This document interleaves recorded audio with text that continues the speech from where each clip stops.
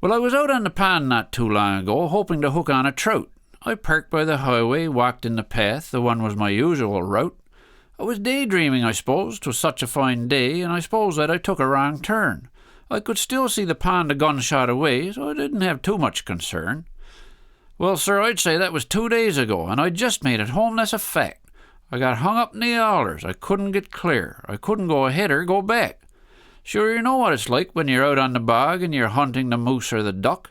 A few little alders can stop you for hours, perhaps days if you're down on your luck. You're brought up right solid, all progress is stopped. You're cursing and bawling and blaring. Your blood pressure's right off the clock, and you know that the missus and youngsters are staring.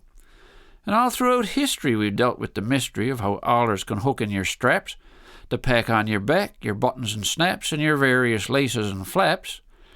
And who knows what the planet would look like today if not for the alders that got in the way. Moses parted the waters in biblical lore. I suppose the alders were blocking his way on the shore. And when Rome finally fell, it was after a spell of a racket with Vandals and Hun. The emperor was out in his chariot, no doubt, putting the Hun to the run. But all of a sudden he came to a stop. His legions were all in a state. His chariot wheels were caught in the alders, and that was what sealed Rome's fate. And Napoleon Bonaparte got up one day, hopped up on his horse, and was then heard to say, "Come on now, my boys, we'll march off to Moscow. Give the Russians a smack. Oh, yes, you just watch now." Marshal Kutuzov was out in his shed, heard Boney was coming. He shrugged and he said, "Boys, I'm not worried. You can go back to bed." But the Tsar was right into a panic. Said Boney, just outside Moscow one day, "I'll be in the Kremlin tomorrow, I'd say." But he never got further. He had to turn back. 'Twas nothing only alders there blocking his track. And Albert Einstein said E equals mc squared, then got stuck in the alders, and he got a bit scared. He thought, now E is the energy I'd need to get out. M is the muscles in my arms, I don't doubt. C was the curse words he up and let fly after 3 or 4 hours had come and gone by. "I'm changing my theory," he up and declared. "In the alders, E equals mc snared." And Armstrong and Aldrin were zipping along just over the face of the moon. Their gas was quite low. 'Twas almost all gone. Buzz said, "Better get her down soon." Neil was cross 'cause he was the boss, and his boss would be cross all the more. He said, "Nothing only alders, and I can't find the spot. We'd never get back out of it, sure."